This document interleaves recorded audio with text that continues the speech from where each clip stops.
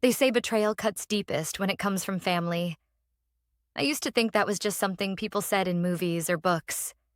But in that moment, sitting at the long mahogany boardroom table across from the man who raised me, I felt the full weight of those words crash into my chest like a freight train.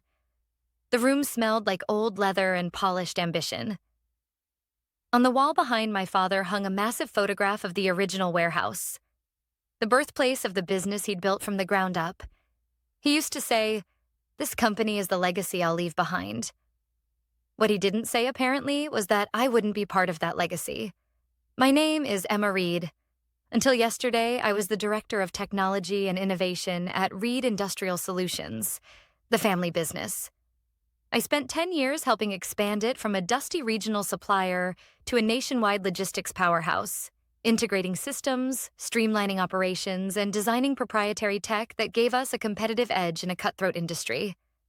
I worked side by side with my father.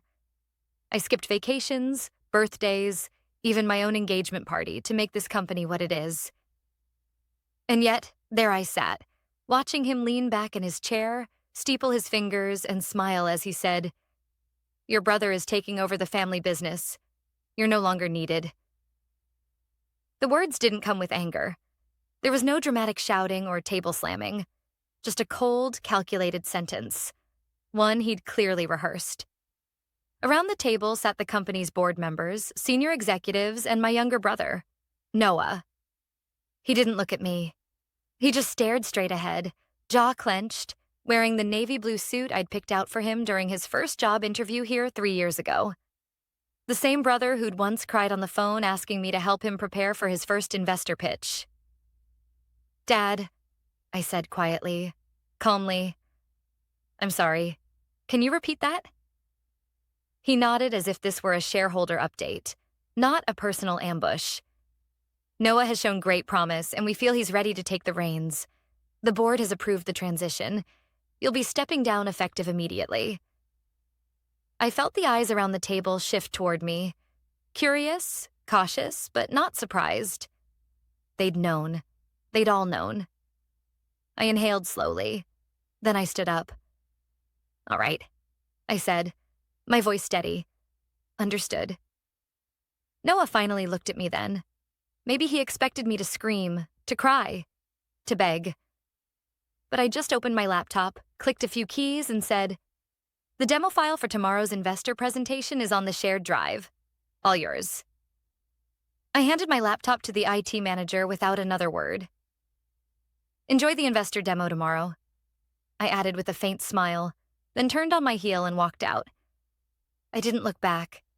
I didn't have to. Because 10 minutes after that meeting ended, a line of hidden code I had quietly embedded into the demo would activate.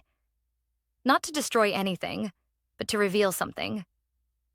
Something my father and brother didn't know I had been collecting for the last 6 months.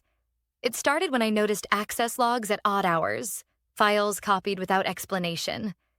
I installed tracking software, security tripwires, and a watchdog protocol hidden inside our flagship product's interface. What I found? Emails, documents, meetings I hadn't been invited to, planning sessions where my own ideas were presented, without my name attached. It wasn't just betrayal. It was theft, polished with nepotism and served with a smile. I had been building the future of the company while they were building a future without me. So I stopped trying to fight for a seat at a table that was already being cleared for someone else. I prepared instead. Not out of vengeance, but self-preservation. Because the product they planned to showcase tomorrow, the AI-powered logistics optimization tool that secured our biggest contracts, was my creation. Not my father's, not Noah's, and certainly not theirs to steal without consequence. Back in my apartment that night, I didn't cry. I didn't rant on the phone or post a vague status update online. I ordered Thai food, opened a bottle of wine, and pulled out my private backup drive. On the screen, a countdown timer appeared. Demo mode activation in 10 minutes. I smiled. Because they had no idea that tomorrow, in front of our top-tier investors, the system would ask for one thing before it could run: authentication from the original developer. And that developer? was no longer in the building. By 9 a.m. the next morning, my phone had already buzzed 17 times. I didn't answer any of them. Voicemails from my father, 2 from Noah, 1 from Angela, the head of investor relations, and another from an unfamiliar number I recognized immediately as the private line to the boardroom. I let them pile up like unread warnings. At 9:30, I poured myself a coffee, stepped out onto my balcony, and pulled up the live investor feed on a private backup tablet. The one I'd used to simulate the platform's AI decision trees. Ironically, the very work they planned to showcase as Reed Industrial's proprietary innovation. The camera feed was crystal clear. I watched from a distance as my father stood in front of a polished screen with the words Project Helix gleaming behind him. He wore his signature red tie, the one he reserved for big meetings, and began his speech with practiced confidence. As many of you know, Reed Industrial has always been a pioneer in logistics solutions, he said. But today we're introducing something revolutionary. The presentation began as planned.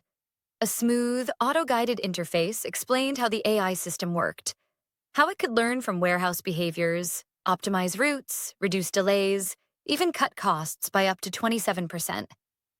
Then came the moment. 10 minutes in, the screen flickered. Just once. Then again. My father paused. A few investors shifted in their seats. The interface blinked twice and a new screen appeared. Not the one they had rehearsed. Authorization error. Original developer credentials missing. Please insert valid security token to proceed. I could practically hear the silence through the screen. My father tapped the touch screen. Once.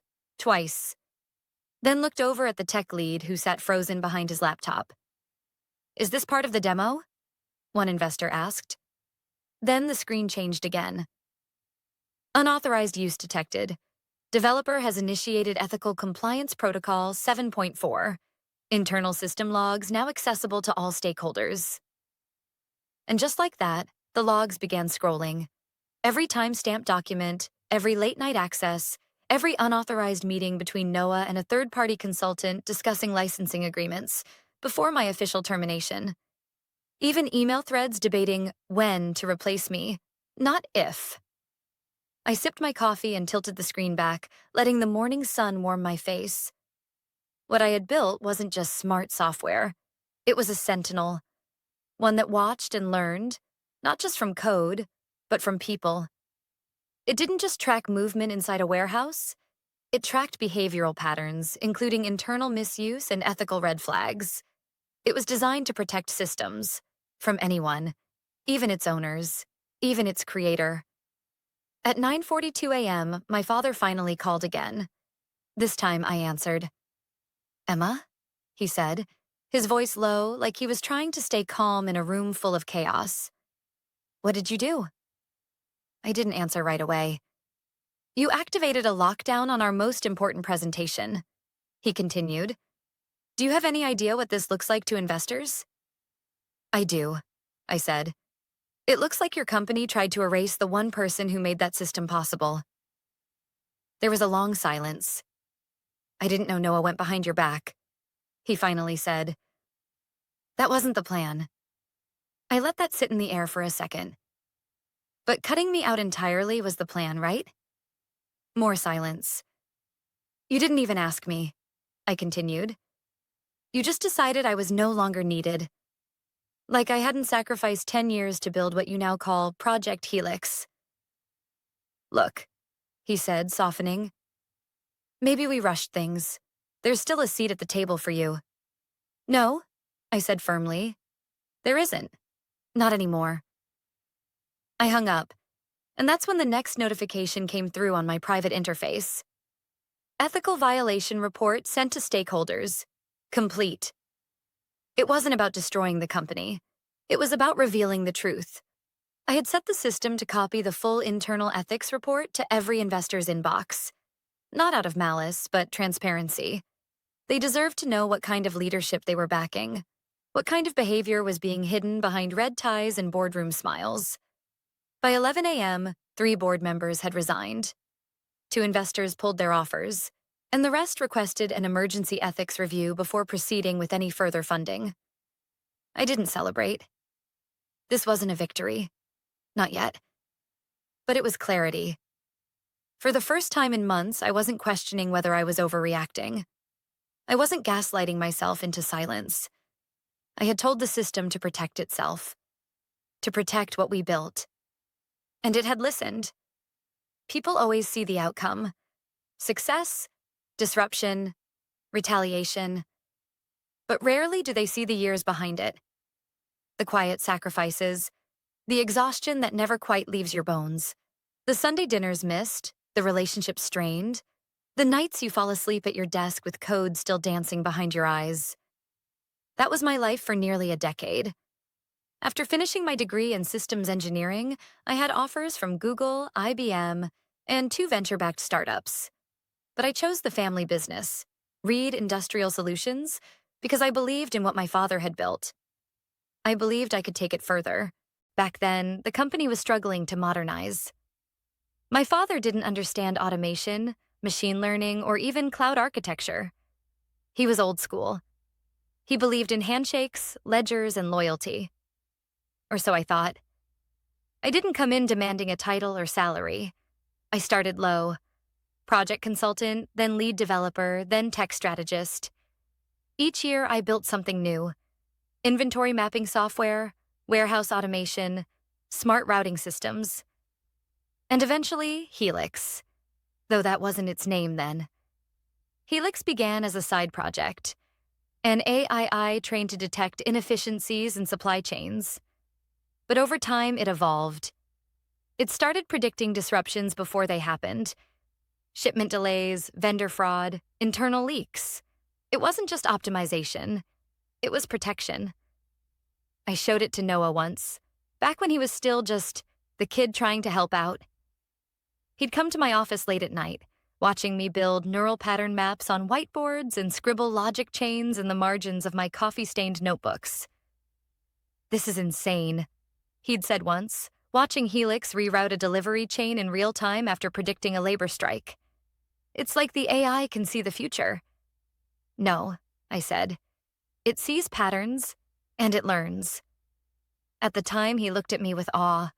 That was before the board meetings he started attending alone, before he stopped returning my messages, before the whispers started. I didn't want to believe it, not even when I found the first signs. A copy of my framework shared under Noah's credentials, a budget line item for software scaling that I hadn't approved, meeting invites to Helix-related demos, with my name absent from the list. At first, I told myself it was a misunderstanding, that Noah was just clumsy or eager, that Dad didn't know. But when I brought it up, gently, respectfully, my father looked me in the eye and said, "Maybe it's time to let your brother take the lead on some of these initiatives. He's got a knack for business." A knack. That's what he called it. That night, I stayed in the office until 3 a.m. I stared at the source code of my own creation and thought, what if they really try to take this? What if they lock me out completely? So I began building in safeguards. Not malware, not sabotage. Just a quiet line of logic that said, if the authentication protocol doesn't match the original developer's keychain, the system locks down. Automatically. No drama. Just data. I also began encrypting copies of every major development milestone and saved them off network. And I waited. Now, in the aftermath of the failed investor demo, all of it had triggered exactly as intended. Noah had called 5 times already that afternoon. I didn't answer, but I listened to one of his voicemails just to hear the tone. "Emma," he said, voice tight with tension, "we need to talk. Look, I know things got messy, but we didn't mean to shut you out. It was Dad's call, okay? I was just going along with it." Going along with it. That line echoed in my head for hours, because going along with it is how betrayal begins. Not in malice, in silence, in the choice not to speak up, not to intervene. By 4 p.m., Angela from Investor Relations emailed me directly. "Emma, several stakeholders are asking if you'll be returning to complete the Helix demo." There's a proposal forming to offer you an advisory role and a revised compensation package.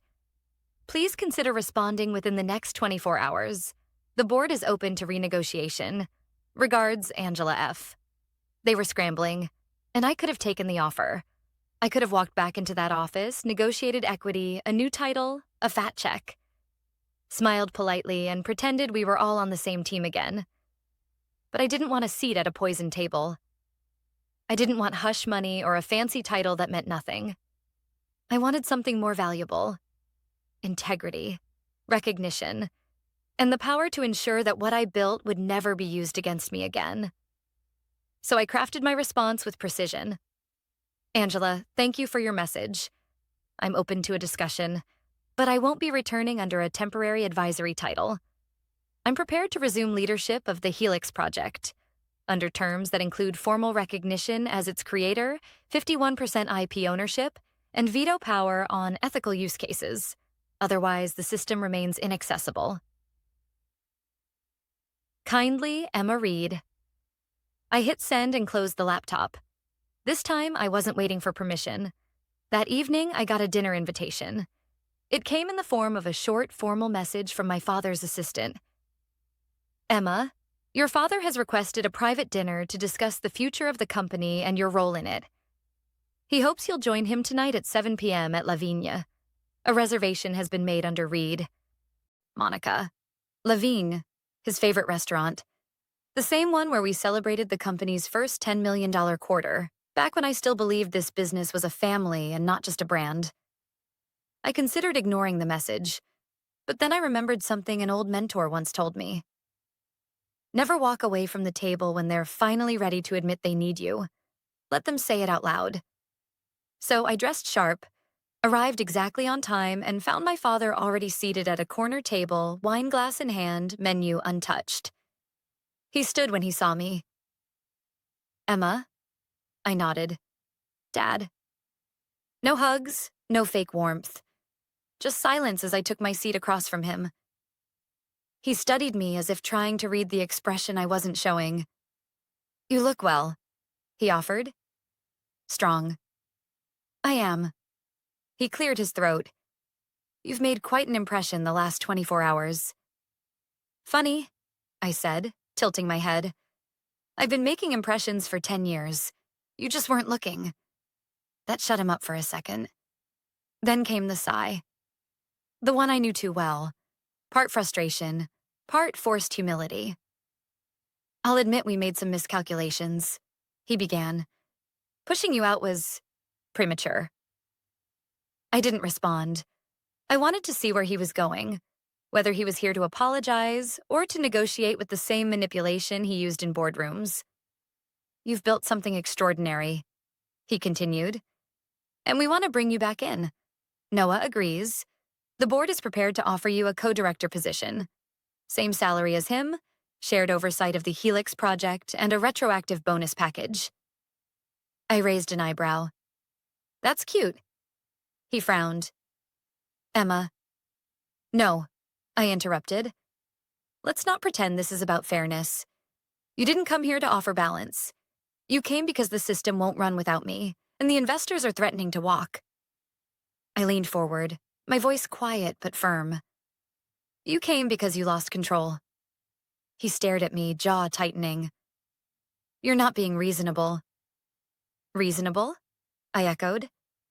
Dad, I spent a decade building your vision into something that could change an industry.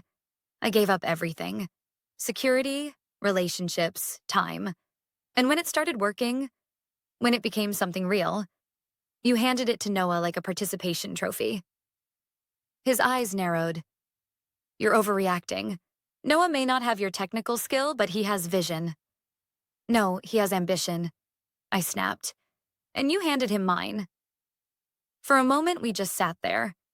Two people who used to be father and daughter, now just two professionals negotiating ownership of the same empire. He finally said, "What do you want?" There it was, the question I had waited for. I already told Angela, I said.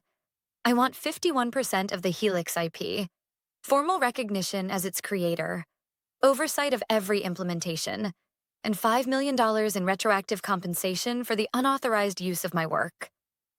His jaw clenched. That's outrageous.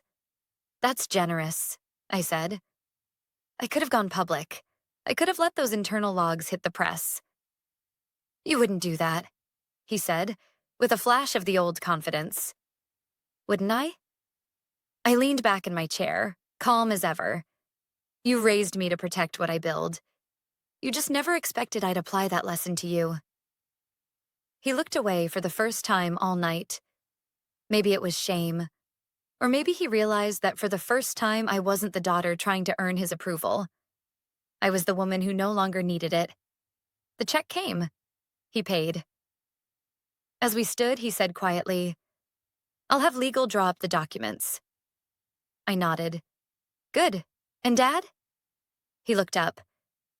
"I'm not coming back to be your employee. I'm coming back as your equal. Don't forget that." He gave a slow nod. Understood. I walked out into the night, the crisp air hitting my face like a reset button. The street was quiet. My phone buzzed with a message from Angela. "Board has been informed. Drafting new terms. Congratulations." I didn't smile. Not yet. This wasn't over. But the balance of power had shifted. And for the first time in a long time, I was exactly where I needed to be. By Monday morning, the building looked exactly the same. But everything had changed. The front desk staff stood a little straighter as I walked in, and the security guard, Marcus, who used to nod without looking up, gave me a sharp, respectful, "Good morning, Ms. Reed."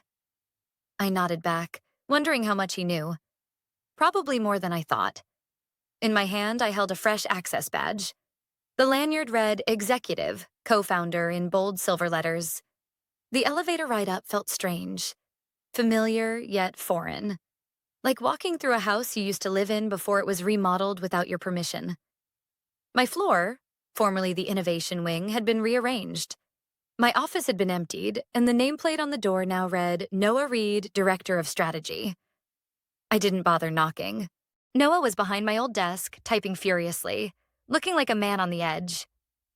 The second he saw me, his face tightened. "Emma." "Noah," I said calmly. "Looks like you've made yourself comfortable." He stood up.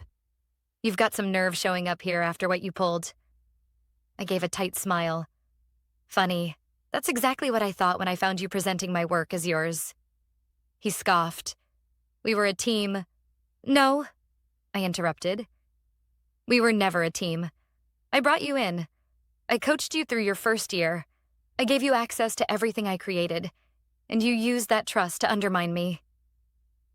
"I didn't plan this," he said defensively. "Dad said, 'Don't,'" I cut in. "Don't put this on Dad. He may have given the order, but you executed it." He sat back down, exhaling through his nose. "So what now? You're just back? Like nothing happened?" "I'm back," I said. "But nothing's the same. I've reviewed the new contract. I have majority control over the Helix IP. All implementations run through me. And you are no longer authorized to touch the system." His mouth dropped slightly. "That's ridiculous. You can't just—" "I can," I said, placing a printed copy of the agreement on the desk. And I did.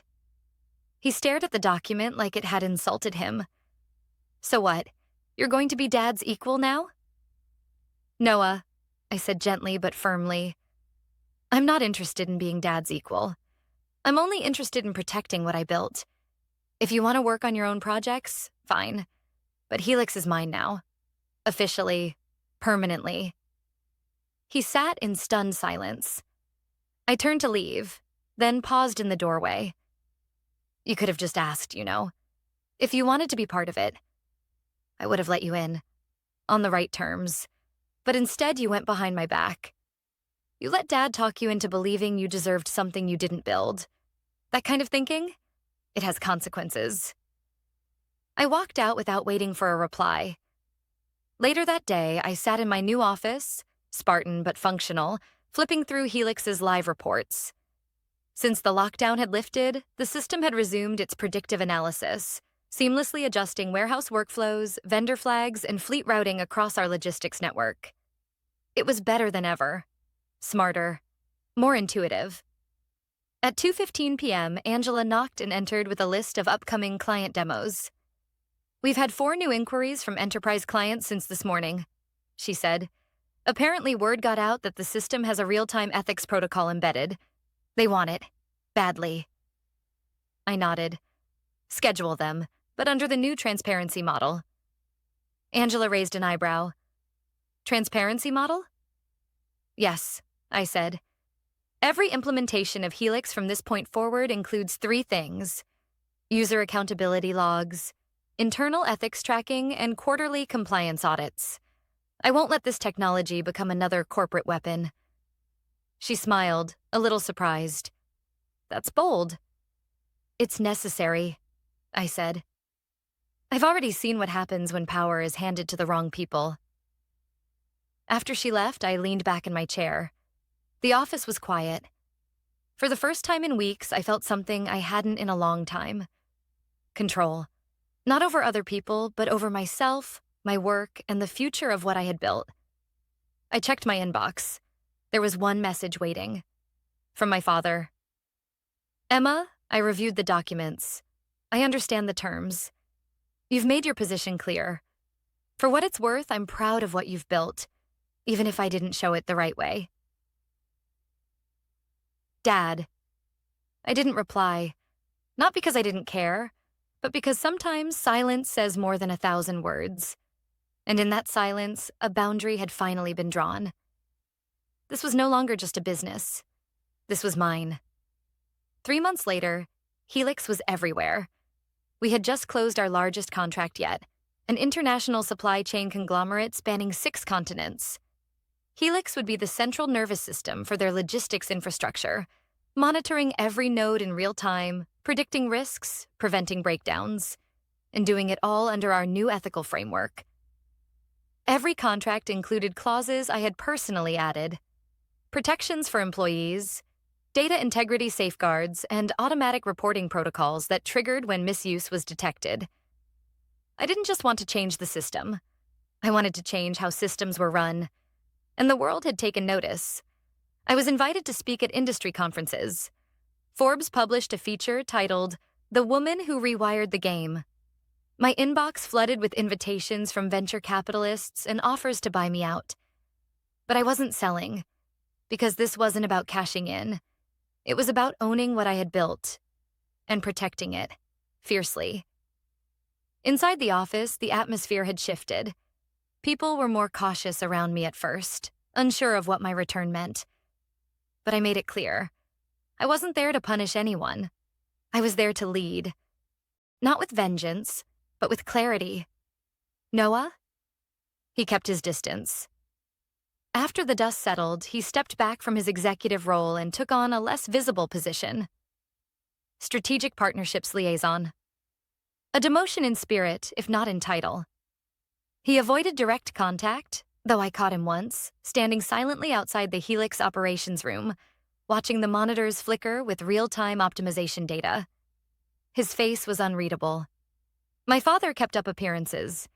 He congratulated me publicly, praised my visionary leadership at shareholder meetings, and even posed with me in the company's press releases. But behind closed doors, our relationship remained professional. Not cold, but distant. Like 2 former generals who had survived the same war but no longer fought on the same side.